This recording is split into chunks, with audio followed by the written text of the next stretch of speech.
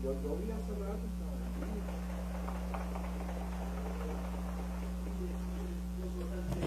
dale, dale. Chao.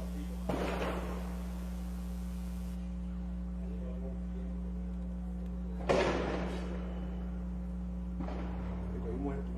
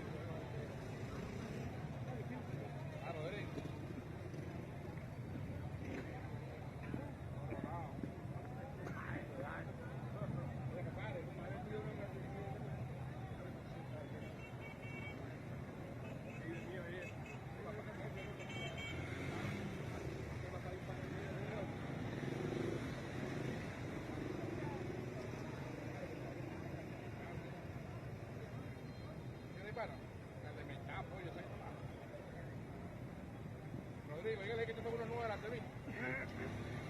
Dígale.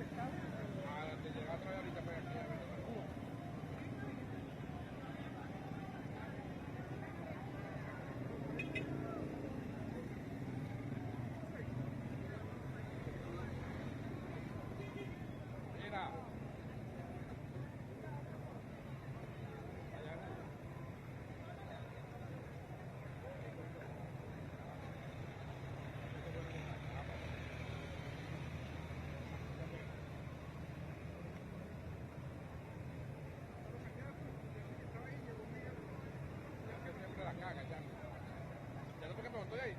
Ahí.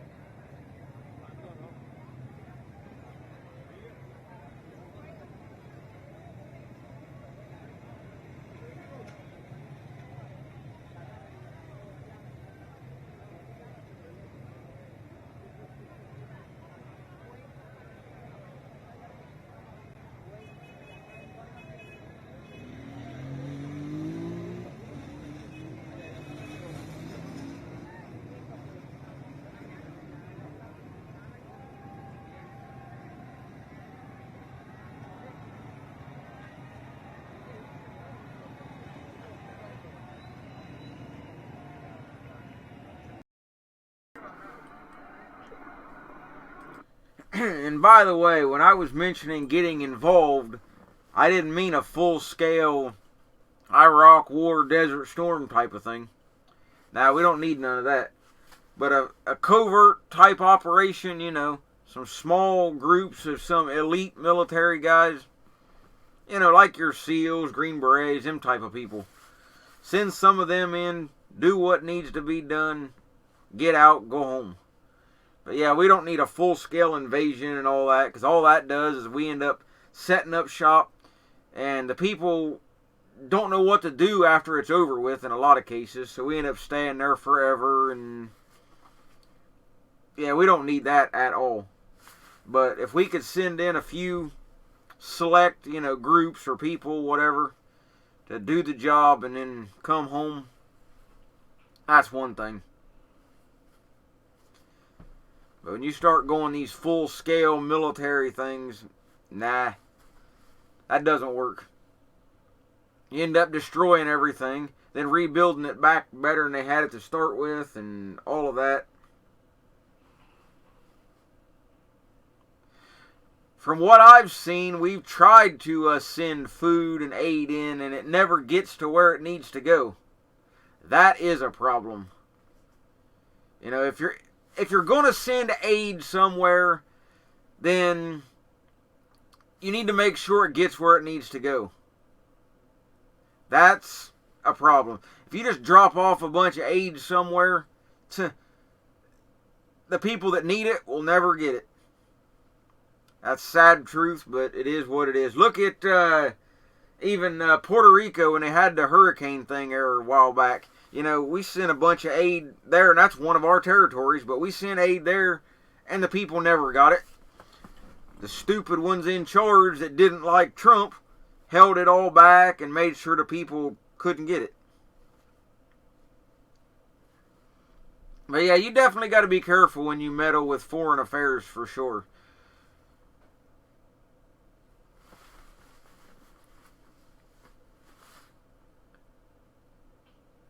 I mean, we don't want foreigners coming here changing our way of life to fit theirs.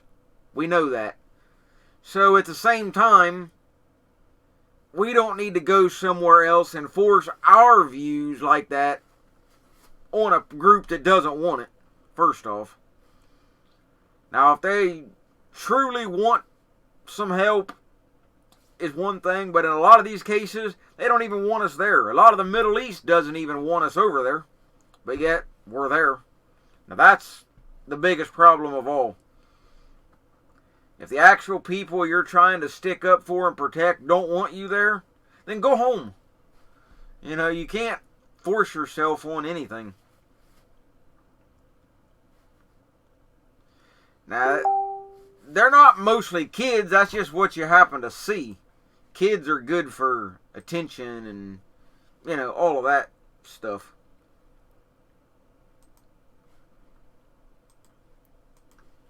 A lot of behind the scenes things go on that, you know, we don't know about.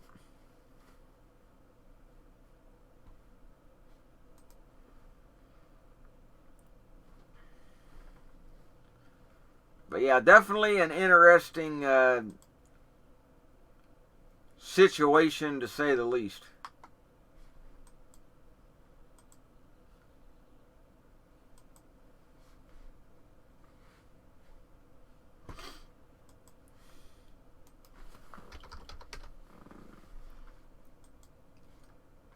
This is a unrelated thing, but see if I can get this news article pulled up.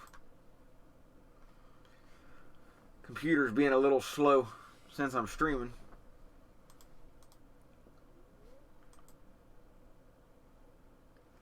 But I knew some about this, but didn't know all the details. This is a local story, but, well, it broke locally anyway. But it says the U.S. Postal Service made $11 million in profit in 2015 by selling unclaimed mail. I've had many people tell me that doesn't happen, but I knew it did, though.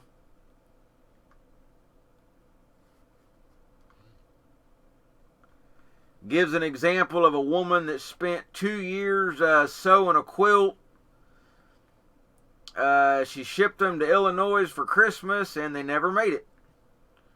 And, you know, that was the end of that. So, it happens quite often. And it's kind of funny in their photo they're showing is one of the fake gold-plated $100 bills with Trump's picture on it. That's comical. But nevertheless, though, yeah, they sell all kinds of stuff and sell it on these government auctions. So that's kind of interesting.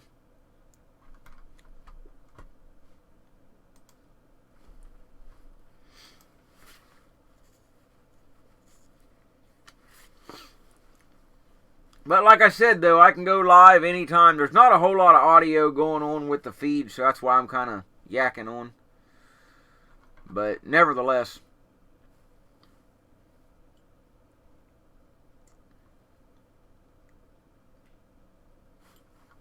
But they don't want to give any real interviews about the post office, you know, selling stuff.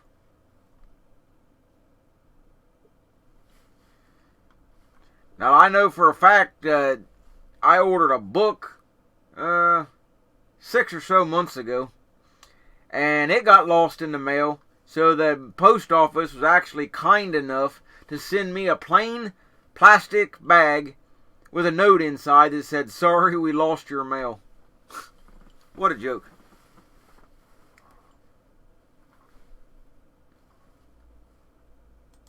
So if they're actually making profit, and the post office is always broke anyway, stands to reason that maybe a lot of this mail is not lost.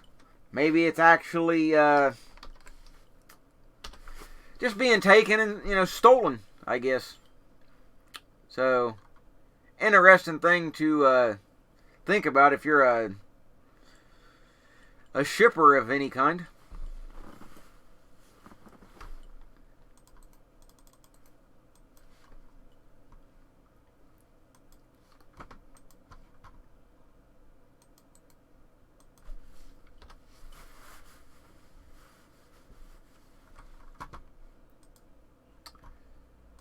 But I'll try to give an update the best I can, or a recap, whatever. Let's see. Socialist government, obviously, in Venezuela. I mean, they've even, eaten all their zoo animals. I mean, I'm not sure what, flamingo tastes like, but, hey, you never know. But anyhow, yeah, they got that dude there, the socialist guy. Well, their other guy, Juan, whatever his name is, Guido, or I don't know how you pronounce it. But anyhow,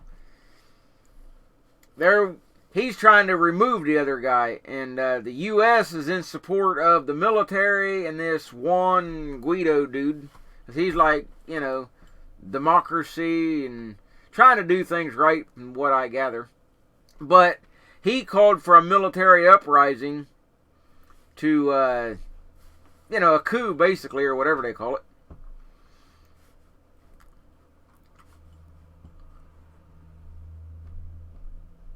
So Hugo Chavez, that's the dude that this socialist guy is the successor of.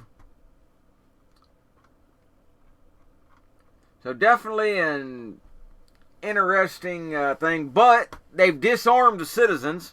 So they were trying to take over some parts of a base and whatnot, and all they can really do is throw rocks. I mean, they don't have anything. So that's definitely a big problem.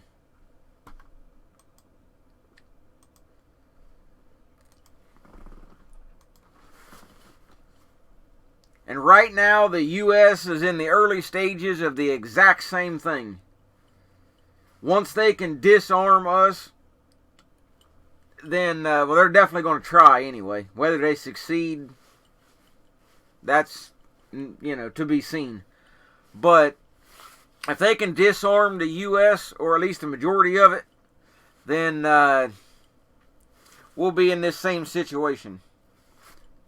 And it's all starting with red flag laws. The government knows that they're going to have a very tough time just saying, hey, we're going to ban all your guns. That's hard to do. So they're going to pass these, which they already have in a lot of areas, red flag laws, which Trump supports. And I'm not making excuses for Trump, don't get me wrong. But the main reason I believe he supports that is the NRA is telling him to. And a lot of people look at the NRA as, oh, well, we know, we're for the best, and we're the biggest gun rights group out there, so what we say is good. Trump, like a lot of the elite rich, have no clue about normal day-to-day life of average people, and even a lot of the laws. Case in point, Trump didn't even know that you could buy an AR-15 at a gun store until Dianne Feinstein told him so. Because Trump's not going to walk in a gun shop and buy a gun. He'll get anything he wants from wherever. People will give him guns, It makes no difference. So he has no honest clue in a lot of cases. So if the NRA would tell him, hey, forget this red flag mess, we don't need none of that, I think he would go against it. But they've got videos from their own Chris Cox saying, hey, we support this stuff, we're going to help write it, and blah, blah, blah, due process, and, all of that. But that's the whole point of red flag, is to not have due process. That's the entire point. So that's going to be the big step in getting people's guns taken away.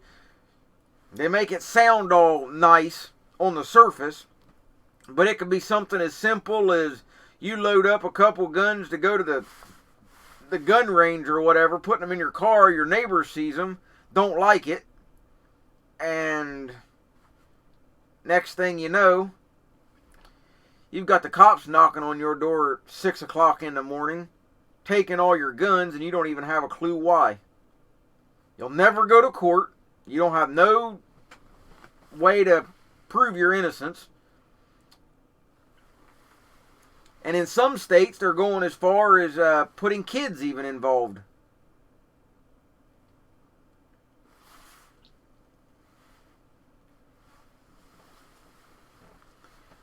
You know, in certain states now, I think Washington State was one of them, if a kid acts up in class or does something, you know, a little wrong, then they can petition to take the parents' guns. Don't give up your guns, lose your kid. You know, they're doing anything they can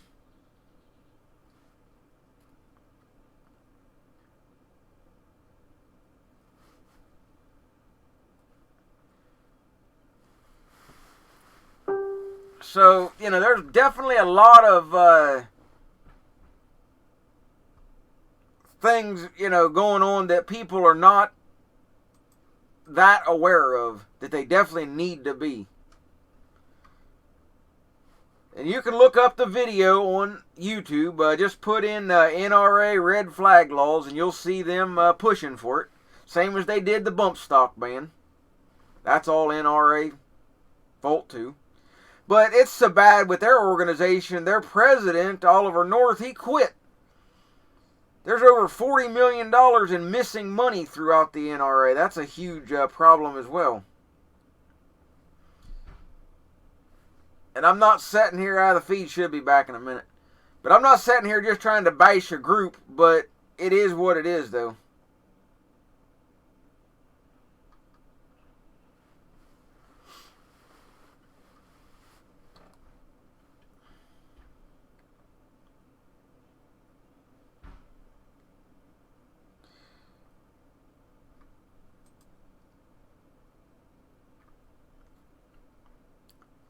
So we definitely need to do something. And another thing as well, if anyone in the chat is from Ohio, but you need to check out your own states as well. That is the governor of Ohio, Mike DeWine, or DeSwine as a lot of us are now calling him. He is a Republican that was in favor of the assault weapons ban back in the 90s. But according to his campaign, his office, and all of his minions, personally to me, they called me personally after me leaving a bunch of messages, and I'm sure they did this to others as well, and said, look, DeWine knew what he done back then was wrong, it was a screw up, it didn't work, gun control is no good, you know, forget it. He learned the error of his ways and all that. I didn't vote for him, but a lot of people did. He signed our fix to one of our gun bills that was a big screw-up a few months back. So we can now own those little Mossberg Shockwaves and things of that sort. So everybody thought, oh, this is great. He really did, you know, do a complete 180. Until recently, within the last couple of days, he comes out and says, we need red flag gun laws to get guns out of people's hands. So, I called his office and gave them some polite but choice words. Called him a liar, among other things. And basically said there's thousands of gun owners in the state of Ohio who are now mobilizing, and if you want to try to pass your red flag stuff, go on ahead. We will stop you. Same as we have Kasich. So, we'll see where it goes from there, obviously. And we had a very good pro-gun candidate, Mary Taylor, but her campaign just never got off the ground like it should have.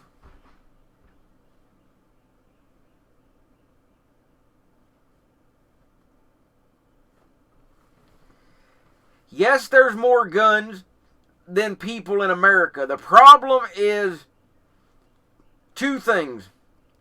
The red flag gun laws, obviously. Anti-gunners can call it in on you and you're screwed.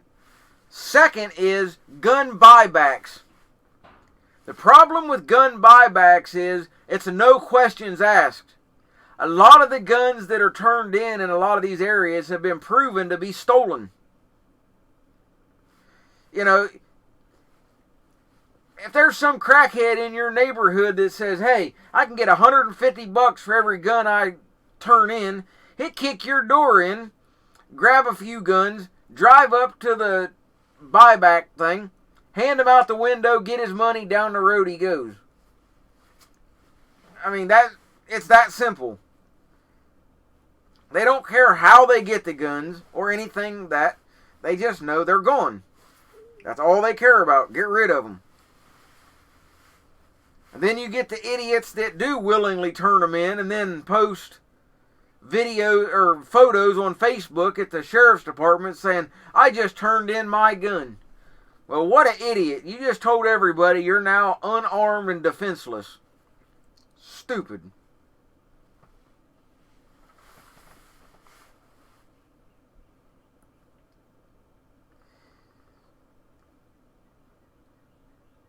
Yes, voting is crooked and all of that. The main reason I vote is it's my right to do so. Plain and simple. If you don't exercise a right, you'll lose it. Regardless of what the right is.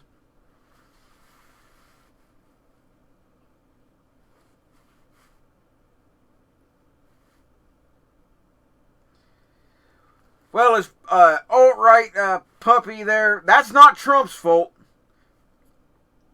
Now, I will say that. You can't blame Trump for the migrants and for the wall and all of that. He's not God. He can't wave his hand and make it so. It just doesn't work that way. The president doesn't have the power to do anything he wants. You know, if the Democrats, you know, were, well, not even just Democrats, if his own party would support him, the wall would have been done, for one thing, or at least a lot more completed than it is.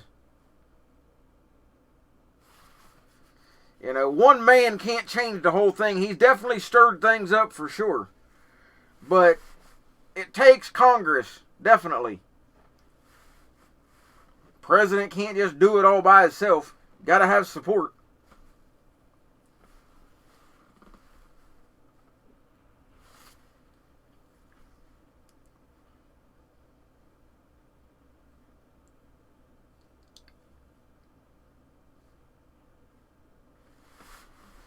Has nothing to do about making excuses. If you don't even vote, then you've got no right to even complain about it. That's how I feel.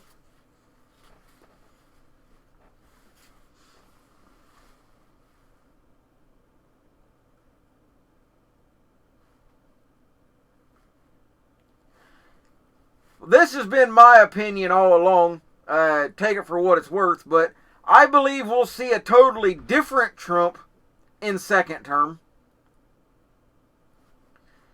Because regardless of what he or anyone else says, anybody that's in office, from city council all the way up to president, makes no difference. You know, if you're in politics, then you want reelected. That's on every candidate, every politician's mind. If it's legal and you know you're able to be reelected, they want it. Now, Trump wants reelected, obviously. Like I said, they all do. But in second term, he knows that's it. No more reelections, no more anything. That'll be the end of his politics. So I think he'll be a lot more stern and forceful second term.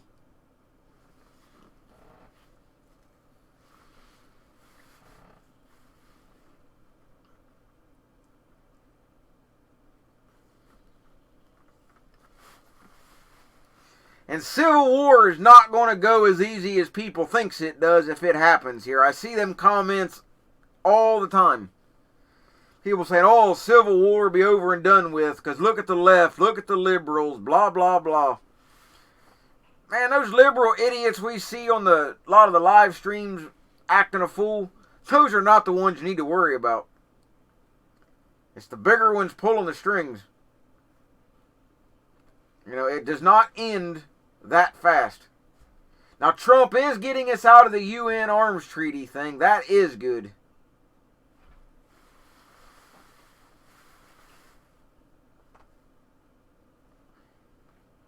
And yes, I'm aware of the Tree of Liberty quote. And I agree. But it's not going to be as easy as people thinks it is. That's the biggest misconception. Rocks is all those people pretty much have left. Unfortunately, when you're disarmed, this is what happens.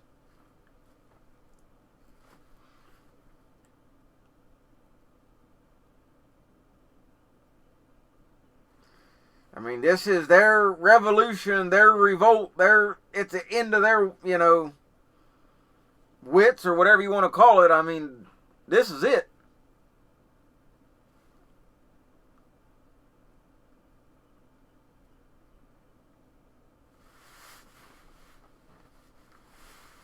I'm not making excuses for anything. I'm just saying it like it is.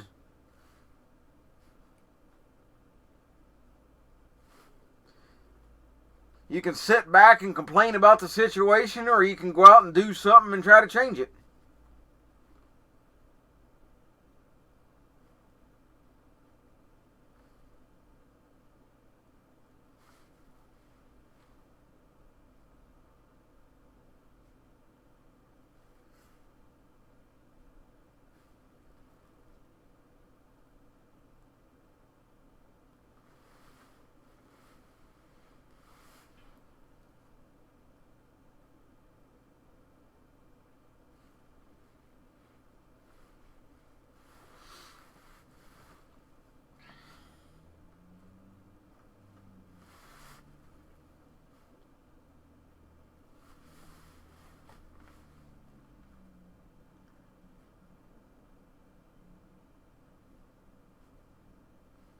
If you don't vote, then you get what you get and don't have a right to say anything.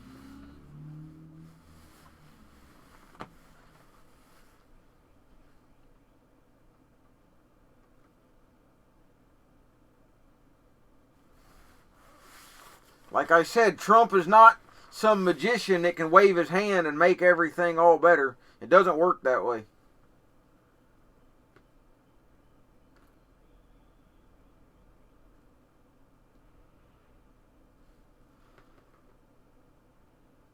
When people start saying stuff about, oh, why doesn't Trump do everything, at the wave of his hand, sounds to me more like people like that want a dictator. That's exactly what they're calling for when they make those comments. They want a dictator, not a president.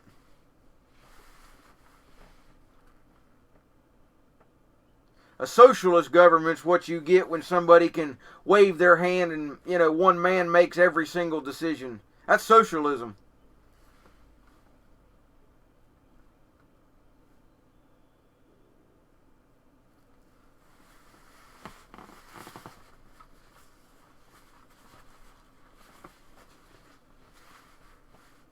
If you want a dictator, you'll end up like Venezuela down there.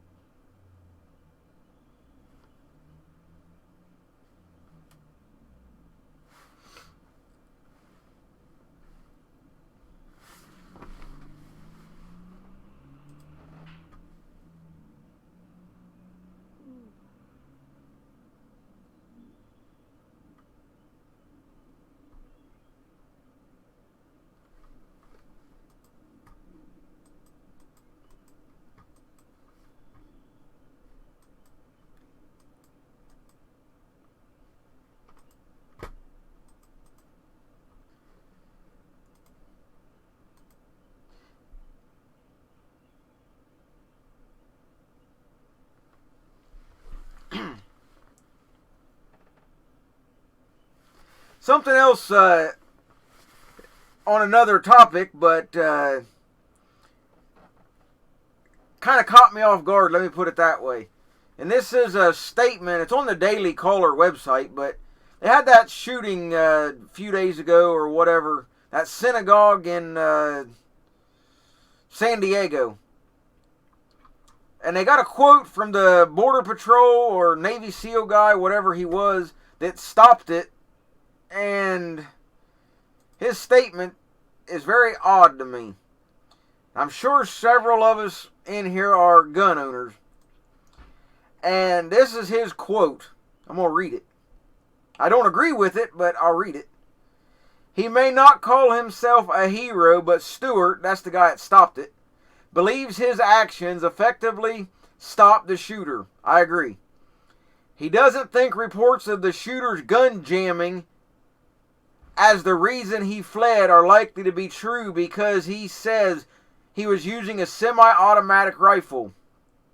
Fully automatic weapons will jam, he said. Semi-automatic weapons do not jam.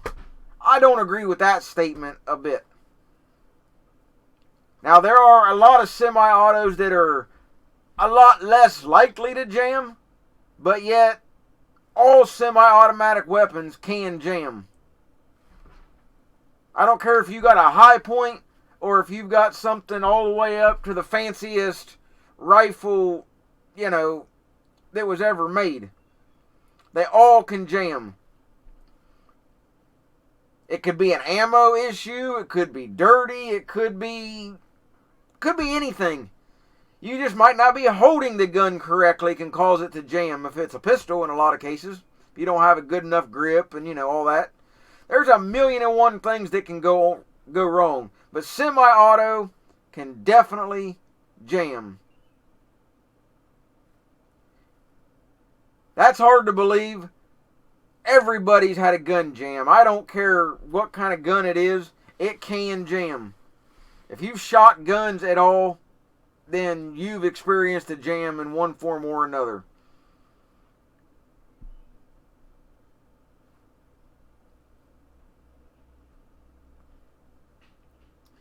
That has nothing to do with it. He's not pushing any kind of agenda.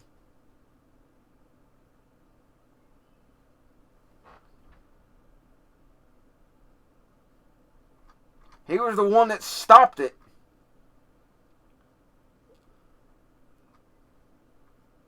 He was a combat veteran that stopped the shooting. So he done all right. He says that he believes he ran out of ammo or something along those lines. But, yeah, anything can jam, though.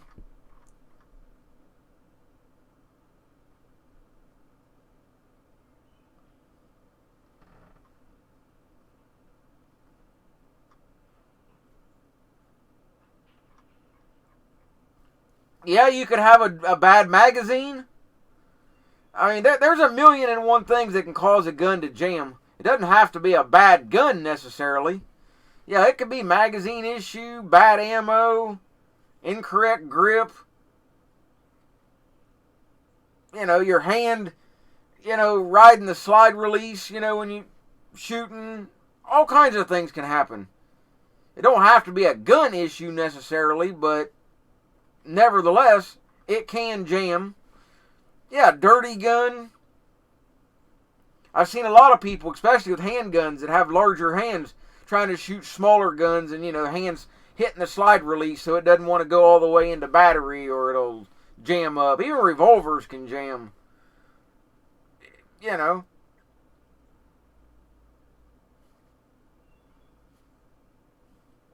Anything can cause a jam. Now, if you're well practiced with your gun and you know what kind of ammo that it likes or has nothing to do with just cleaning your gun and maintenance and all that. I mean, that definitely helps, but you can't say just because you got a perfectly clean gun that it won't jam. Your grip technique alone can cause it to jam. I mean, there's, like I said, a million and one things. But to say that semi-autos do not jam, That's completely false.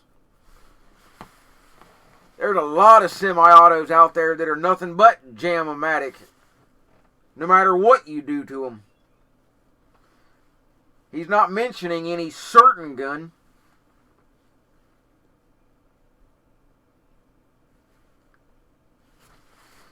I mean, I've got a, M&P Sport 2. It's never jammed on me, but not to say that it couldn't, but it hasn't.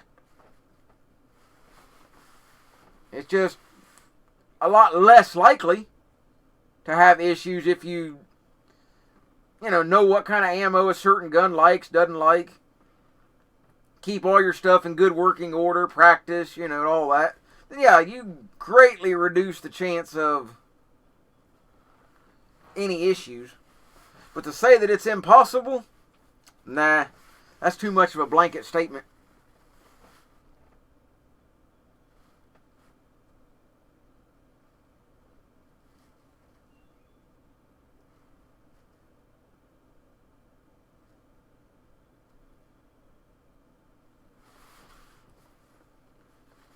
Because how many people actually inspect all their ammo before they actually load it and try to shoot it? Not many. But I've even had some federal 5.56, 223, ammo that I wouldn't even try to shoot. Some very dented casings or some bent, bullets. It doesn't happen often, but it does happen. So if you're not paying attention and you try to fire some messed up round or something, it can jam.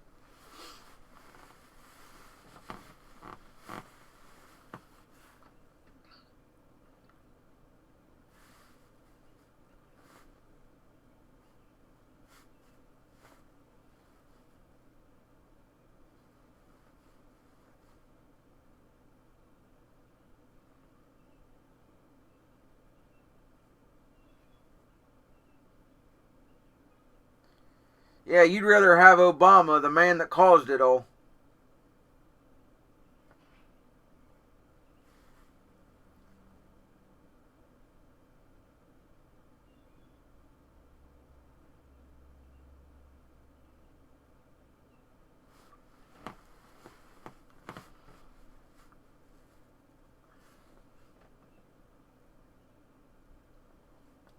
Ah, the old Obama phone. Forgot about them. That was a crazy thing. Those Obama phones.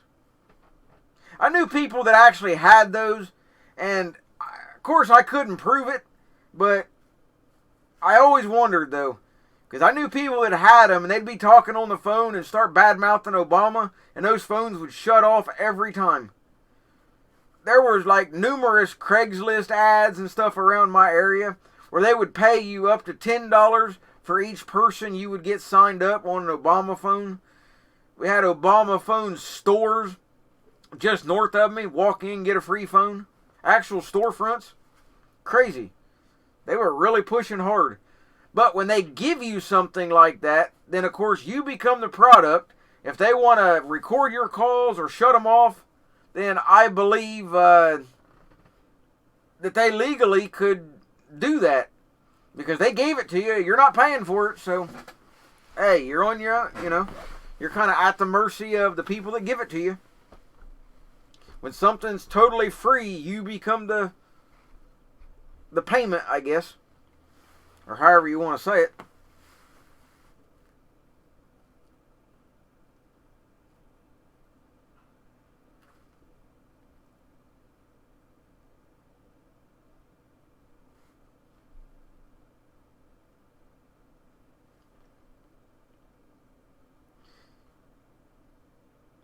Yeah, sounds like you got rid of the Ruger 5.56. Those are nice guns. I like my M&P, but the Rugers are good too.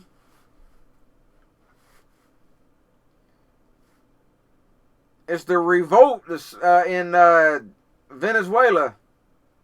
There, Megan. They've been fighting for a good while, but it's finally coming to a head, and these people are fighting back best they can. They've all been disarmed already, so the Democratic, I guess you would call him, leader, well, the one that should be the leader, not this socialist nut.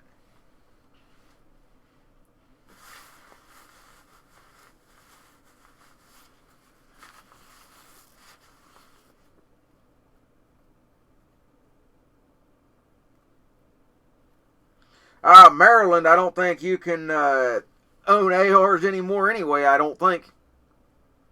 They were shooting at each other earlier.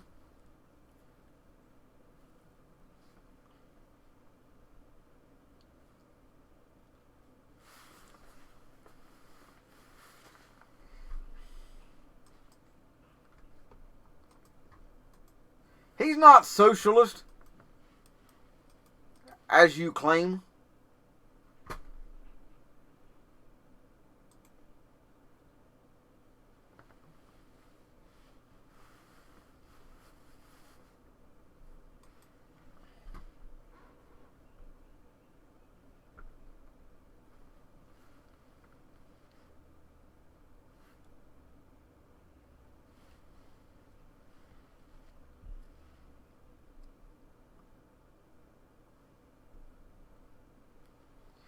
Yeah, now gun prices are about as low as they'll get. And that's a mistake. One of the gun shops not far from me, next town over, they made a big mistake. And I even told some of the workers there that it was going to happen. They didn't agree, but it did. They was making money hand over fist during the election. You know, they were selling ARs that shouldn't have been more than about $400 or $500, getting $1,200-1,300. Couldn't keep stuff on the shelf. So instead of hanging on to some of that money and fixing up their building and that kind of thing, they opened like 3 more stores. Well, now they're out of business. They couldn't afford to pay the bills on the new stores, so they lost everything. People that had stuff in pawn never got it back. Layaways they had been paying on, never got it. They sold range permits up until the day they went out of business. Even some of the workers didn't even know till they showed up and seen the note on the door that, hey, we're closed. And I knew that was going to happen because now gun prices are back to pretty much where they should be. That was a crazy spike. You couldn't expect those crazy prices like that to last forever. But they did, so they got what they got. You know, that's not a smart thing to do, is to expand your business on a spike in sales. It's not going to last. Fix up your current establishments and leave it at that.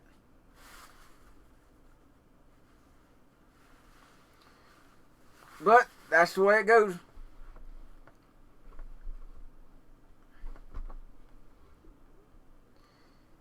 Hard to support a local gun shop nowadays, though, with the prices online. They're so much cheaper.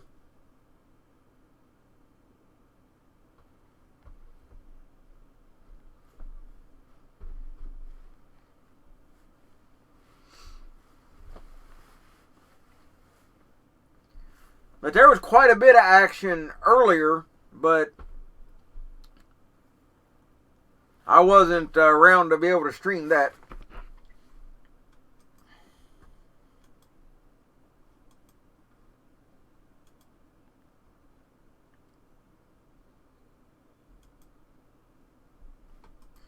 So I don't know if anything else might kick off around here when it gets closer to dark.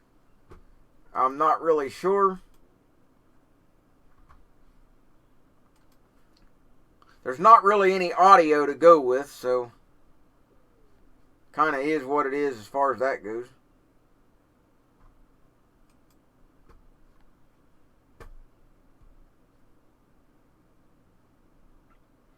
And I did turn off the ability to rewind the streams, by the way. It should be okay once it finally uploads at the end. But most of the streams anymore, I'm not going to keep. I'm going to delete after they're done. So you're going to have to basically catch stuff live.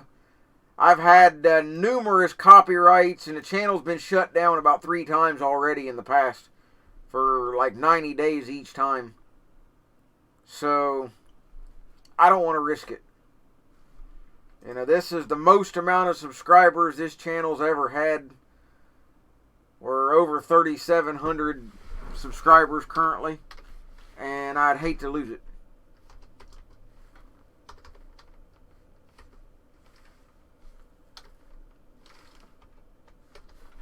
Let me check the current subscriber count and see what it says.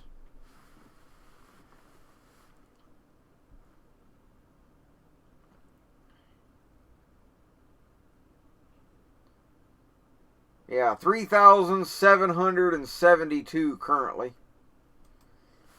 So, people will have to, you know, catch it live. Now, some things I can try to announce in advance, like live PD tomorrow night, 9 p.m., things of that sort. But these kind of things here, they happen. I can't, you know, tell everybody, oh, we're going to have a protest at noon tomorrow. A lot of times, things are not that well planned out. Sometimes they are, but in a lot of cases, they just happen. Or I'll run across a video feed from somewhere and just throw it up there. So make sure you hit the bell icon thing. So that way you'll know.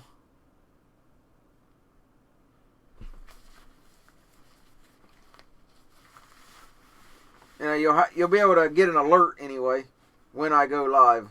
But check ever so often, though, to make sure the bell is still active, because a lot of people have said that they've been unsubscribed or the notifications have been turned off. YouTube does some sketchy stuff.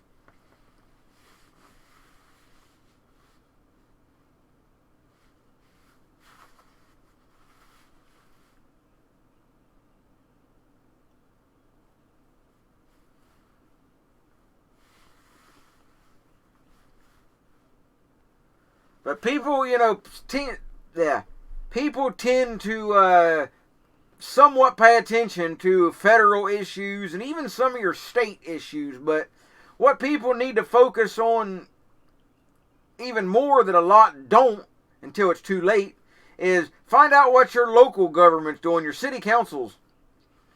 You know, they're the ones that will affect you first. So find out, like, for example, Pittsburgh, you know, they're passing all that gun control. That's how a lot of it starts, is on very small areas, and then it expands from there. People usually have no clue what their local government's doing, local city council's doing, until it's too late. Till you read the headline in the paper that, oh, city council approved this, or they banned this, or that. You know, once you find out after the fact, it's very hard to do anything. So you need to really pay attention to what's going on right at your own doorstep.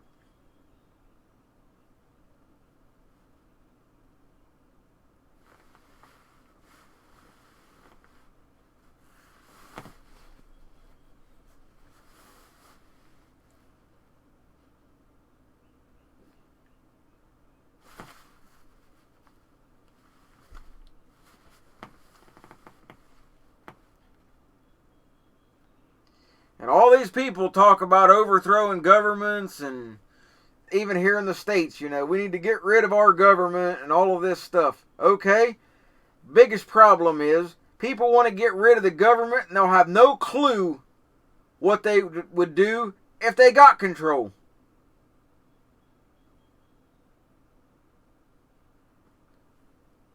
Yeah, you know, get rid of all the politicians in D.C., overthrow the government.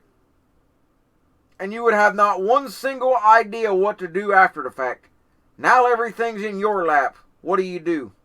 That's why a lot of these things fall apart in the end.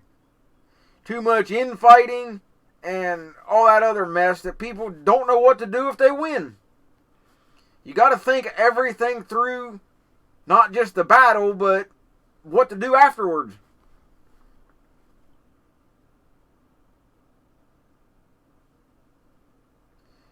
You know, you could sit back and say, all right, we do this, this, and this. We'll win the battle, we'll win the war, and be victorious. Okay, now what?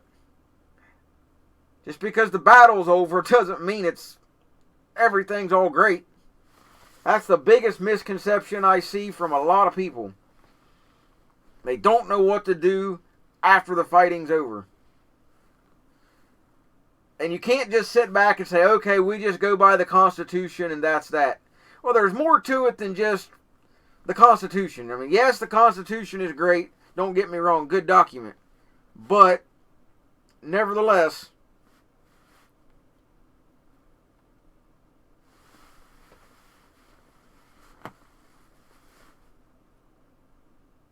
right, the Founding Fathers done a lot of planning beforehand.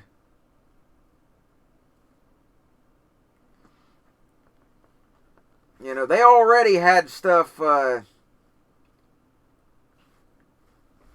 in place as far as, and I mean, granted, it was a basic form of government, but they had stuff in place.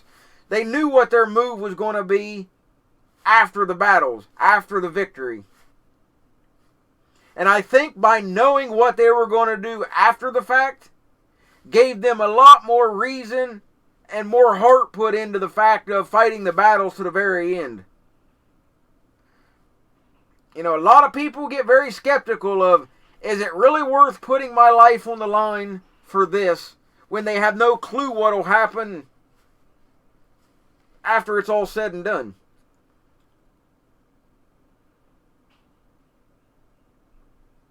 You know, that's something to definitely think about. You know, why risk your life if it's going to be for nothing?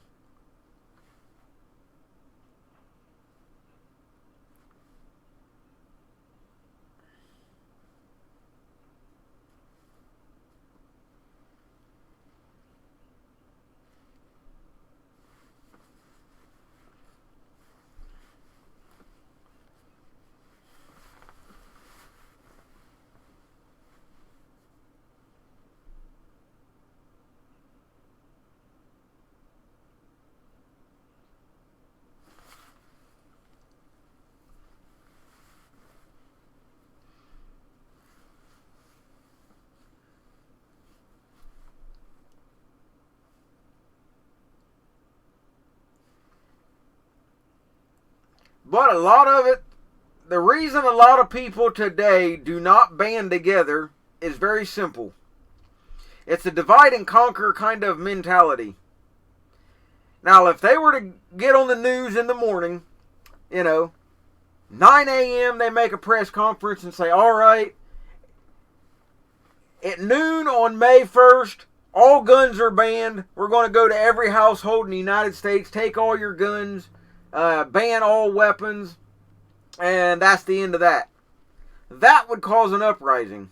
And they know that. When it's on every single person in the whole country's doorstep at the exact same time, that will do it. That's why they don't. People look at it as, oh, that's California, who cares? I don't live there, I'll move. Or, that's New York, I don't go there, I don't care what they do. Or Maryland, Florida, whatever. There's places people just say, well, move, run here, run there. You can do that now. You can escape a lot of these things. But if they were to do it nationwide, yeah, there's nowhere to run. But as long as people think they have somewhere to go to escape it, they don't care. But next thing you know, it's going to be, whatever states you want to choose. Ohio going to ban everything, and then people will look back and say, well, wait a minute. I've got nowhere to run. It's the same, if not worse, everywhere. Then you're done.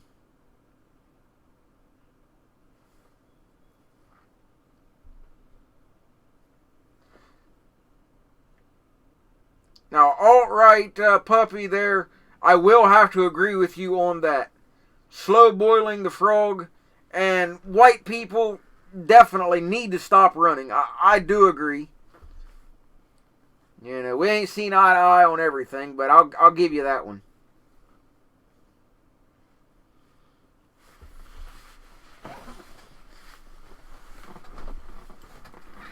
Same thing, if you want a better example, look at gasoline prices. I remember back in the 90s, gasoline around here was, under $1 a gallon. If they would have jacked it up to $2.75, $3 a gallon, people would have had a fit. People would have walked. But they do it over a number of years very slowly. People complain. Kind of under their breath, but that's as far as it goes. You just accept it.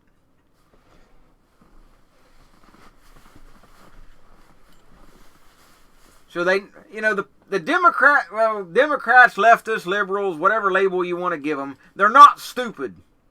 They know what they're doing. They're not stupid by any means. They appear that way so that we don't take them serious.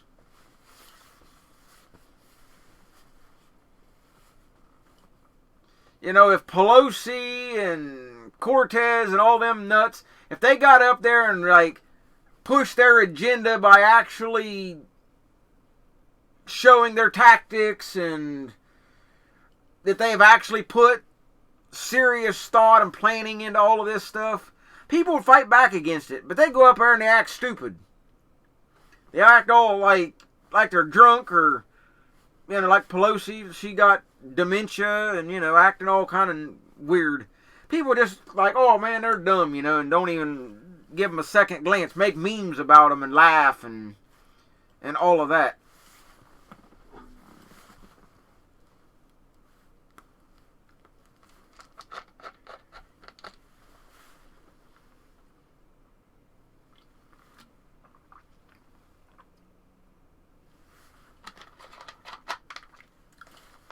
There are some die-hard Republicans out there that don't want anything to do with the Democrats, but unfortunately, their numbers are getting smaller and smaller.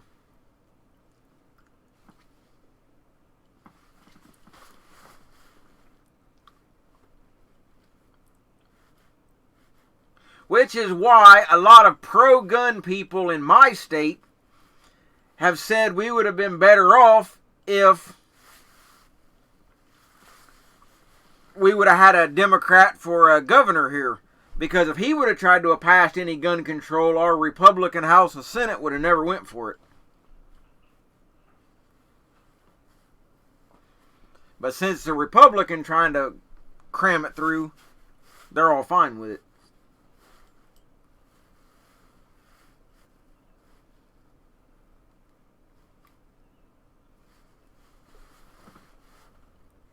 Yeah, they arrested a militia leader down there. I think he had a felony, wasn't allowed to own guns or something to that effect. I forget exactly how it went. Not that I agree, but that was the reason behind it. I mean, we should have done a lot more with that particular incident as far as, from what I read about Mexico disarming some of our people or something. That should have been taken forceful.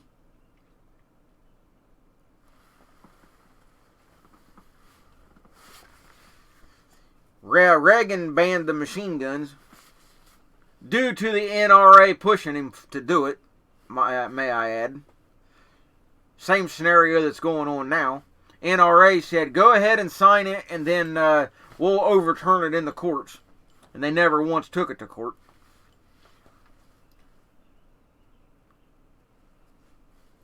Problem with the red flag law here is, and the reason a lot of people thinks it's got a chance of passing, is there's some very good rumors out there from some good sources saying they're going to put our constitutional carry bill in with the red flag gun law bill, so that people will pass it just to get constitutional carry. So that's a very dangerous thing, to say the least.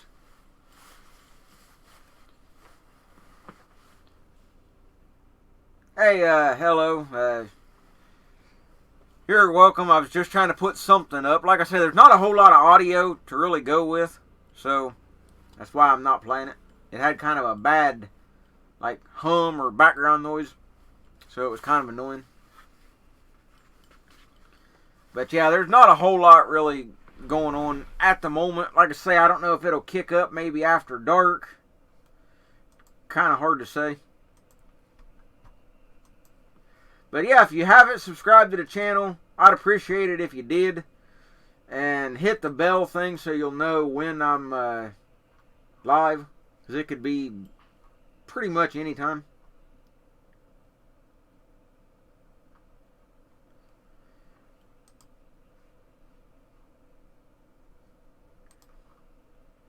Trying to see if there's any other videos out there.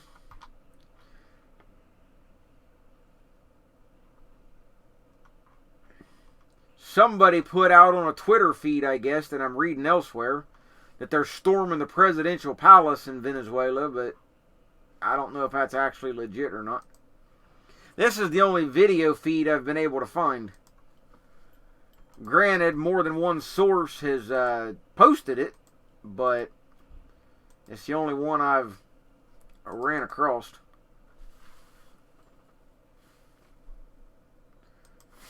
But let me check and see if I can find another feed, but I think this is pretty much the only one.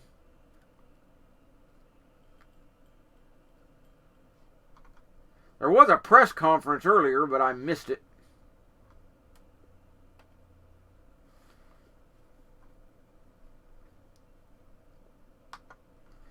Okay, let's see.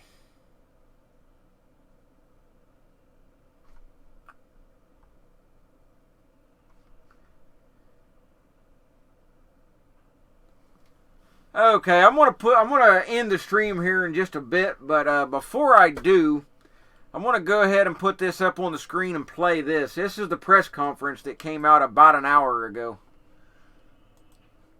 So I'll play this, and then once it's done, then I'm going to go ahead and call it, and we'll kick off something later if something happens. So bear with me just a second, and I'll get this going.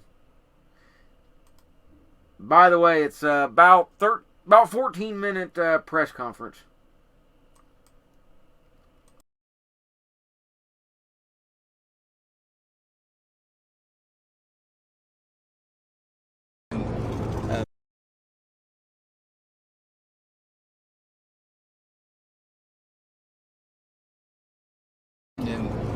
Venezuela. Obviously, we are seeing the Venezuelan people strive to get a government that they control, not have a government controlled by an authoritarian military regime that in turn is controlled by Cubans and other forces external to Venezuela. This is obviously a very serious situation. The president has been monitoring it minute by minute throughout the day, as have his advisors. We see this now as a potentially dispositive moment in the efforts of the Venezuelan people to regain their freedom, which we fully support. There have been a lot of speculation, comment in the media about what's happening in Venezuela. We think it's still very important for key figures in the regime who have been talking to the opposition over these last 3 months to make good on their commitments to achieve the peaceful transfer of power from the Maduro clique to interim President Juan Guaido. Figures like Defense Minister Vladimir Pedrino, Chief Judge of the Venezuelan Supreme Court Mikel Moreno, the commander of the Presidential Guard, Rafael Hernandez Dalla, all agreed that Maduro had to go. They need to be able to act this afternoon or this evening to help bring other military forces to the side of the interim president. The Cubans, we believe, have played a very significant role in propping Maduro up today, possibly with help from the Russians. That's the speculation, certainly in Caracas. We think this demonstrates why we need Venezuela ruled by the people of Venezuela and not by external forces. That's what we're looking at, and I'd be happy to answer a few questions. Is Juan Guaido in any danger, sir? Well, Juan Guaido is out on the streets of Caracas now. He's rallying the people. He's called for the people to come out, and they are increasingly on the streets. As I think many of you know, there were mass demonstrations planned for tomorrow. The circumstances of what's happened today in Caracas have called people out all over the country.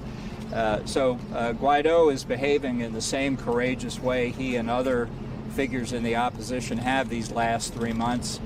We know that over 40 people have been killed by the Maduro regime in the course of these protests.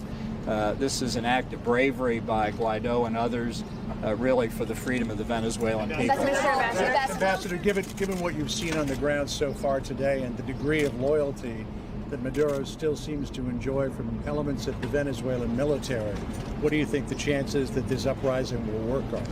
Well, I don't think it's support in the military for the Maduro regime. I think it's fear. I think it's fear of the 20 to 25,000 Cuban security forces in the country. I think it's fear of the consequences if adhering to the constitutional mandate of the interim president fails. But I think really now what we're seeing is the people of Venezuela, this has been building for a long time, that if this effort fails, they will sink into a dictatorship from which there are very few possible alternatives.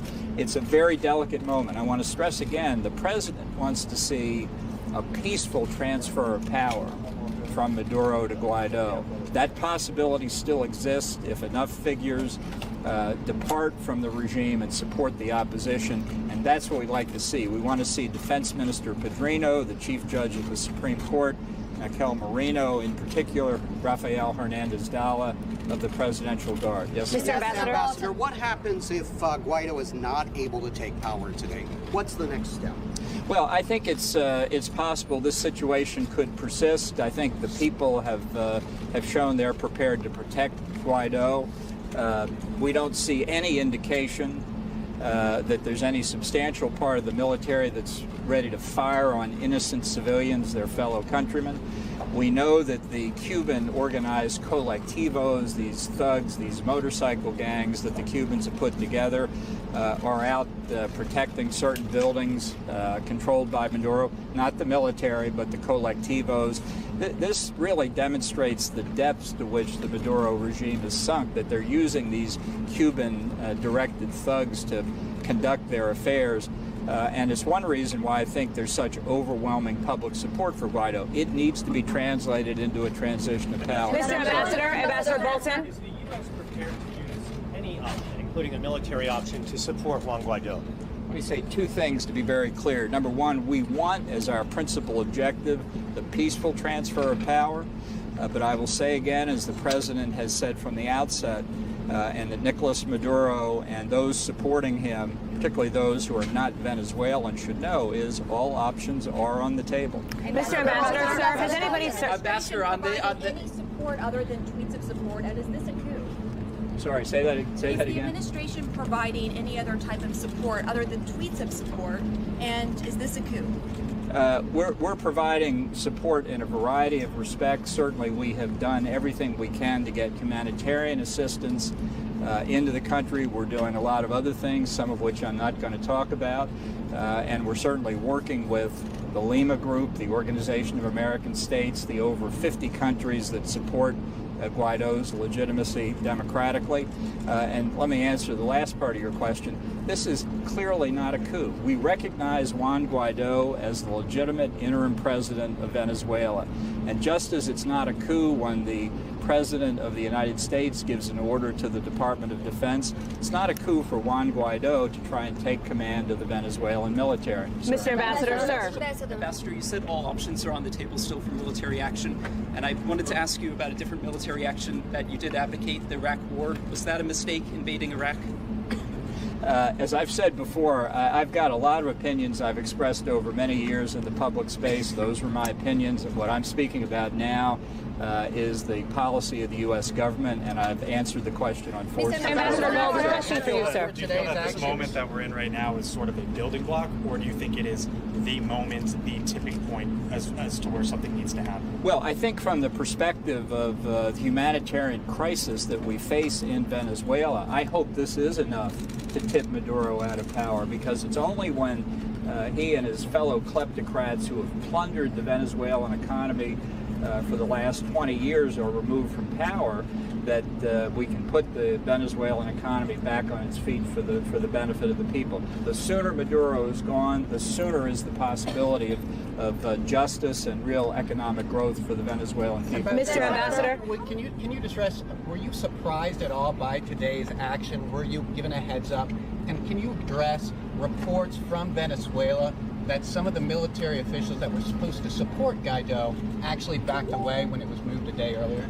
I'll just say we feel very well informed about what's going on, and the point I was making a moment ago by naming specifically the Defense Minister, Vladimir Pedrino, the Chief Justice of the Supreme Court, Mikel Marino, and the Commander of the Presidential Guard, Hernandez Dalla, as is well known to the opposition all across Venezuela, they committed to support ousting Maduro, and it's time for them now, if the Cubans will let them do it, to fulfill their commitments, and it's time for the rest of the military to show what their own families believe ought to happen, and that's Maduro needs to go. Mr. Ambassador, a question for... so much. My question is, if actually Maduro forces fire against the people in Venezuela, Guaido's forces, will the United States send troops or act in any, use any kind of military action at this decisive moment? Yeah. Well, as I've said, all options remain on the table. I'm simply not going to be more specific to that. But recall that right at the beginning, 3 months ago, we said that it would be a big mistake for Maduro and those supporting him to use force against innocent civilians. We feel very strongly about it. We felt that way then. We feel that way now. Mr. Ambassador, as the president... We've seen video footage of protesters seemingly being run over by tanks in the streets in Venezuela. What is the point at which you think force is enough force for you all to step in? Well, we're watching very carefully what's happening. As I say, we've been trying to explain to everybody who will listen that we want people to go through with what they've agreed to do in terms of transitioning power. I don't doubt that there are colectivos, these motorcycle gangs organized by the Cubans. I don't doubt there are some in the Venezuelan military itself who don't view the lives of their fellow Venezuelans highly. We don't know exactly what the command structure is now, other than probably it reports to Havana. I saw that film myself. It could be an isolated incident. We're not going to draw conclusions imprudently. It's something that we want to stress as much as we can, how closely we're following it and how much we want this peaceful transfer of power to proceed. I'll just take Mr. Ambassador, has the president spoken, sir? Why don't you give them temporary protected status in the United States? I'm sorry, I can't. If you stand with Venezuelans, why isn't the U.S. giving them temporary protected status here? Look, we have that question under review. Obviously, our hope is that we can get a change in the regime in Caracas as soon as possible so that Venezuelans can return and help rebuild their country. We don't want to send anybody back into what is now obviously an even more dangerous situation, and that's the policy we've been pursuing. Have you or the president spoken with Juan Guaido, and given the sort of influence of the Russians here, has the president spoken with or plan to speak with Putin? Do you plan to speak with your Russian counterpart? Well, I'd rather not get into those kinds of conversations. I can tell you we've made it clear to Russia in both public and private statements throughout this that we regard the actions that they've taken in Venezuela as something that we regard with the utmost seriousness, and particularly now when innocent Venezuelan civilian lives are on the line. We expect the Russians not to interfere in what's happening in Venezuela. And if they do you have the assets on the ground, Mr. Ambassador? Considering an executive order, something to protect Venezuela from predators? Well, we have followed in the financial markets all of the consequences of the sanctions we've imposed. We're looking to follow through with more specifics on those right along. And so there are a number of steps that are in preparation. I should also say that we have been planning for what we call the day after the day after Maduro for quite some time, and indeed we're thinking of having a briefing on Thursday or Friday of this week. I think we may speed that up, but we wanted to point out that it's been very much on our mind that we can provide a lot of assistance to the Guaido government when it assumes power to try and get the Venezuelan economy out of the ditch that Maduro has put it in. Those plans, obviously, we're moving ahead on, trying to refine them here in these recent days because things might move quickly. Let me just take one more how question. close is the administration to labeling the Muslim Brotherhood a terrorist organization? That's not a question about Venezuela. I'll take one Venezuelan question. Yes, Thank sir. you, Mr. Ambassador. Let's say this works. Guaido takes power. Everything is as your administration would like. Will the administration be turning its attention to other equally oppressive regimes, say Russia, Turkey, the Philippines, that are equally repressive and destructive to human rights, sir? Well, I just say in this hemisphere we've called out the troika of tyranny, Venezuela, Nicaragua, and Cuba. There's no doubt that Cuba in particular has benefited from the authoritarian government in Venezuela by getting below world market oil prices. That's going to cease once Guaido takes power. But our focus right now, as you can well understand, for the benefit of the people of Venezuela and because of the interest of the United States, is on this peaceful transition of power in Venezuela. Thank you very much. Mr. Ambassador. Thank you.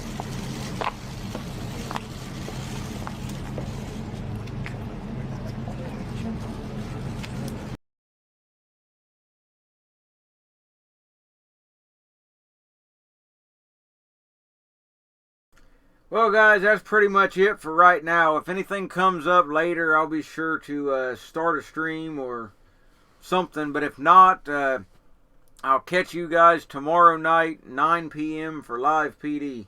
Take it easy, guys. Stay safe. Catch you then.